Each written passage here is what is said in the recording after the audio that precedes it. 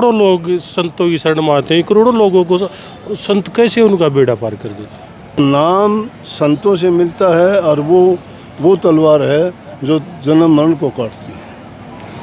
वाल्मीकि जी की बात की जाए तो उन्होंने राम राम रट के भगवान का दर्जा प्राप्त किया था। जी, श्रवण कुमार ने अपने माँ बाप का ही नाम लेके दर्जा प्राप्त किया था। आप देख रहे हैं हरियाणा स्पेस में हूँ आपके साथ अरुण दून।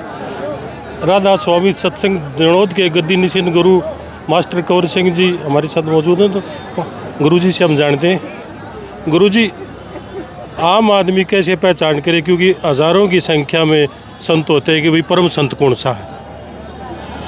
वो तो इसके लिए कोई पैमाना तो नहीं है, लेकिन पहली चीज़ तो है कि उसके व्यक्तित्व को देखे आदमी, कि किस प्रकार का उसका चाल चलन, उसका रहन सहन और उसका हाव भाव, लोगों के साथ में बर्ताव कैसा है।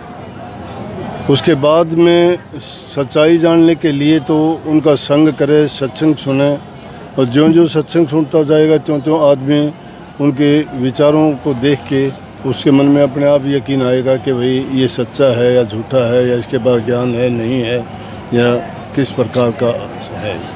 तो कहते हैं कि लख 84 का जो बेड़ा है, इसे पार पाने के लिए परम संत की शरण में जाना बहुत ज़रूरी होता है। क्योंकि आम आदमी को तो हर संत परम संत ही लगता है। जब जो दूसरे संतों की शरण में जाते हैं, जो भगत हैं, तो फिर वो उनका बेड़ा पार कैसे होगा? नहीं, ये तो शुरू में तो किसी को पता लगता ही नहीं है, लेकिन जब किसी के पास जाओगे, सच्चाई की खोज में निकलोगे, तो आपको अगर एक सच्चा नहीं मिलता है या पूरी मंजिल का भेद देने वाला नहीं है, वो सच्चाई की खोज में तो कोई दूसरा ढूंढ लेगा, दूसरे से भी उसको नहीं तृप्ति होगी तो तीसरा ढूंढ लेगा। दत्तात्रेय ने 24 गुरु किए थे, तो जब तक उसकी जो प्यास है नहीं, राजा जनक को जो है याज्ञवल्क्य जी से पूरा ज्ञान नहीं मिला, उन्होंने दूसरा गुरु बनाना पड़ा अष्टावक्र को। तो इस प्रकार से जो सच्चाई की खोज में निकलता है ना, वो जब तक मंजिल पे नहीं पहुंचता है तब तक उसको तलाश जारी रहती है, आखिर में अपनी मंजिल को पा लेता है। तो महाराज जी, सत्संग सुनने से और सेवा करने से किस प्रकार का इंसान को फायदा होता है? सत्संग करने से इंसान के विचार पवित्र होते हैं, मन पवित्र होता है, उसकी बुरी आदतें छूटती हैं, जो पाप कर्म छूटते हैं और पाप कर्म छूटते हैं। जो सत्संग करता जाता है तो उसकी भावना और उसके कर्म पवित्र होने से उसकी हर प्रकार की जो भी क्रिया कर्म दुनियादारी के हैं, वो सब के सब शुद्ध और पवित्र होने से मन पवित्र होगा, मन पवित्र होने से ही कार्य। तो जो संतों की शरण में आ जाते हैं वो लख 84 से बेड़ा पार पा जाते हैं, पर जो आम इंसान है जो संतों की शरण में नहीं आ पाता, तो उसका बेड़ा पार कैसे होगा? उनका कौन कहता है बेड़ा पार हो गया? नहीं, अच्छे कर्म करे। अच्छे कर्म करने तो ऐसे हैं, दुनियादारी में दो चीज़ हैं, शुभ और अशुभ कर्म। शुभ कर्म करने से उसको अगला जीवन अच्छा मिल जाएगा, उसको स्वर्ग वैकुंठ में मिल जाएंगे, 84 से पीछा नहीं छूटता। और जितने अवधि के लिए उसको मिलेंगे, जितने शुभ कर्म किए हैं उसका फल उसको निश्चित हो गया कि इतने शुभ कर्म किए इतना ही अच्छा फल मिलेगा, और राजा बाबू सेठ साहूकार बन के आ जाएंगे। लेकिन दोबारा भी उसका आया दुनिया में ही ना, जन्म मरण खत्म नहीं हुआ, 84 नहीं छूटी। और जो बुरे खोटे मंदे कर्म करता है वो नरक भोग के आएगा, उसको गंदी नीची ऊंची योनियों में जाना पड़ेगा। तो इसलिए उसको इस प्रकार से 84 का पीछा नहीं छूटता, 84 का पीछा तो संतों की शरण से ही छूटेगा। तो संतों की शरण में जाना जरूरी है। संतों की शरण में ये है कि बिना हथियार का कोई हमने सूरमा देखा नहीं। इस युद्ध के मैदान में लड़ने के लिए कोई अगर जाता है तो उसके हाथ में कोई ना कोई हथियार होना चाहिए ना, लड़ाई के लिए तलवार भाला बंदूक कुछ ना कुछ होगा ना। तो नाम संतों से मिलता है और वो तलवार है जो जन्म मरण को काटती है। वाल्मीकि जी की बात की जाए तो उन्होंने राम राम रट के भगवान का दर्जा प्राप्त किया था। जी, श्रवण कुमार ने अपने माँ बाप का ही नाम लेके दर्जा प्राप्त किया था। उन जमानों में तप का वो था। अब सतयुग की बात इस कलयुग में करेंगे वो नहीं निभ सकती। लाखों वर्ष की उम्र होती थी इंसान की, जब ताकत जो है इंसान के हार्ट में होती थी, मांस सूख जाता था, चमड़ा और रह जाता, सांस आता था। शरीर पर जानवर पक्षी घोंसले डाल लेते थे और फिर भी वो जिंदा रहते थे। तप था वो। तो फिर करोड़ों लोग संतों की शरण में आते हैं, करोड़ों लोगों को संत कैसे उनका बेड़ा पार कर देते? क्यों संत क्यों नहीं करते? सूर्य सबको कैसे प्रकाश दे देता है? सूर्य सबको प्रकाश देता है ना, एक सूर्य कैसे कैसे देता है पूरी दुनिया में प्रकाश? तो करोड़ों लोग तो महाराज जी, मैं कहता हूँ पूरी सृष्टि देखो ना, अमेरिका जाओगे तो क्या नहीं है सूर्य? ये जापान जाओगे क्या नहीं है? क्या इंडिया में नहीं है?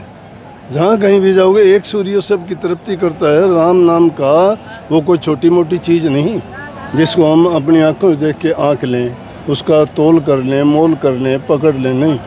वो सूक्ष्म चीज़ है, हर जगह मौजूद है। जो शक्ति है, अब कोई कह दे में बिजली में, स्टार में बिजली कहाँ है? जाती हुई हमें तो दिखाई नहीं देती, प्रकट होगी जब पता लगेगा ये है इसमें। अगर नहीं होगी तो हाथ लगाने से पता लगेगा नहीं है।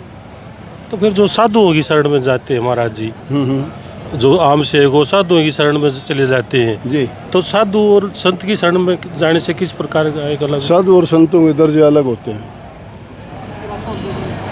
पहले भगत होते हैं, उसके बाद में साधक होते हैं, साधक के बाद में साधु होते हैं, साधु के बाद में हंस होते हैं, हंस के बाद में परमहंस होते हैं, परमहंस के बाद में संत होते हैं, संतों के बाद में परम संत होते हैं। ये दर्जे हैं। तो महाराज जी, मेरे पिताजी भी, आप भी टीचर थे, मेरे पिताजी भी हेडमास्टर थे और राधा स्वामी पंथ से जुड़े हुए थे। जिस वक्त आपने गद्दी मिली तो मैं छोटा सा था, तो मैंने अपने पिताजी से क्वेश्चन किया था, जय सिंह नाम था। अब पिताजी गुरुजी जो अभी गद्दी पे आए हैं, पहले तो ये हमारे की तरह एक आपकी तरह हम सत्संगी थे, तो वो कह रहे थे कि जो इनसे पहले गद्दी पे जितने गुरुजी रहे हैं सबकी शक्ति इनके अंदर आ गई है। वो संत जैसे काम लेते हैं ना, वो अपना जान असीन निश्चित करते हैं, उसको अपनी शक्ति दे के जाते हैं। शक्ति कभी लोप नहीं होती, वो हमेशा रहती है दुनिया में।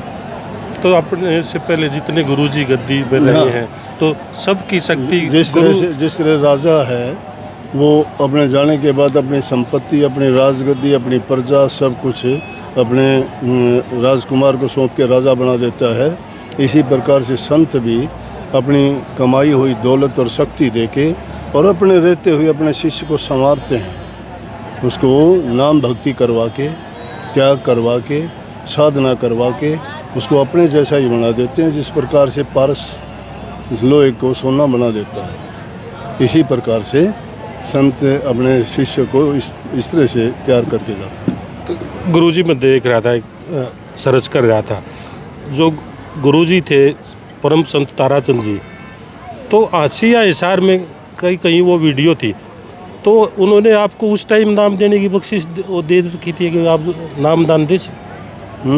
गुरुजी ने आपको एक आशीर्वाद दे रखा जी जी। तो गद्दी से बैठने से आने से पहले ही आपको गुरुजियों ने ये आशीर्वाद दे दिया कि आप नाम दान का? उनको पता था क्या करना, किसने काम करना है, तो इतना विश्वास उनको था। ये संत ये नहीं जानते तो उनके पास आता कौन है? ये लोग मूर्ख तो नहीं इतने आए, ये 1 2 4 10 20 तो हो सकते हैं। नहीं, जब फूल खिलता है खुशबू आती है कि नहीं? आती, खुशबू आती। फूल किसी को इनवाइट करने नहीं जाता, खुशबू को लेके अपने आप आते हैं। तो गुरुजी एक चीज़ और, संतों की बात करी जाए, संतों की नज़रों में सब समान होते हैं, बराबर होते हैं, लेकिन मैं देख रहा था, मैं सभी संतों की वॉच कर रहा था, तो जब वीवीआईपी आता, वीवीआईपी, तो उसके साथ एक अलग तरह का व्यवहार किया जाता, चाहे मुख्यमंत्री आए, गवर्नर आए या और कोई आए, क्योंकि उसको संत जो है गेट से रिसीव करने जाते हैं, गेट तक छोड़ने जाते हैं, जबकि फिर ये सम्मान बराबर उसकी वो तो नहीं, क्योंकि संतों की नज़रों में सब बराबर होते हैं, उसके लिए ना कोई राजा है ना कोई प्रजा। वो पेड़ किस चीज़ का है? ये पेड़, हाँ, ये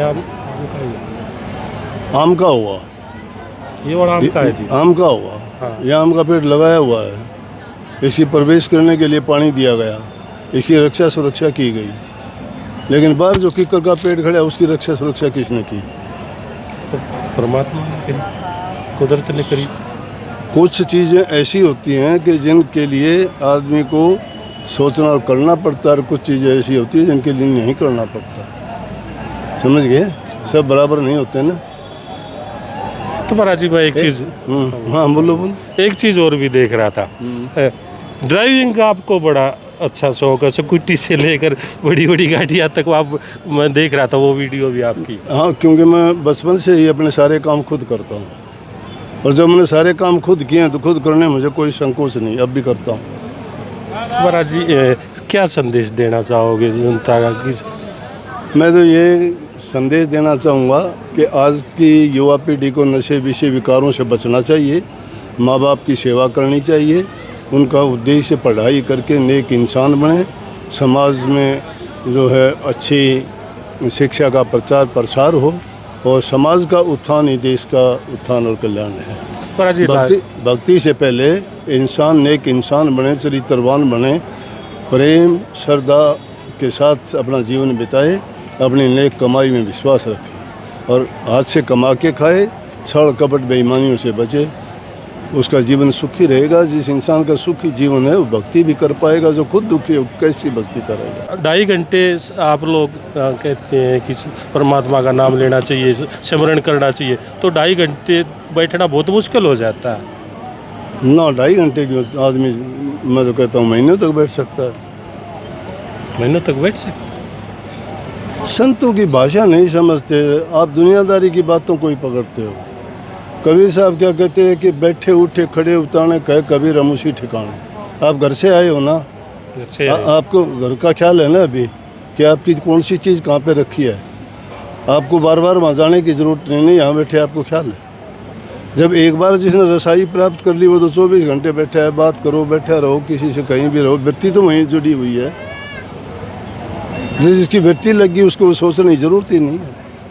तो फिर महाराज जी काल पूरे यौवन पे है, आपने बताया इन चीज़ों से बच के रहे तो कलयुग है, तो कैसे इन बीमारियों इन लोगों के लिए अब भी सतयुग है, इनके लिए कलयुग नहीं है। जिनके खोटे विचार हैं उनके लिए कलयुग है।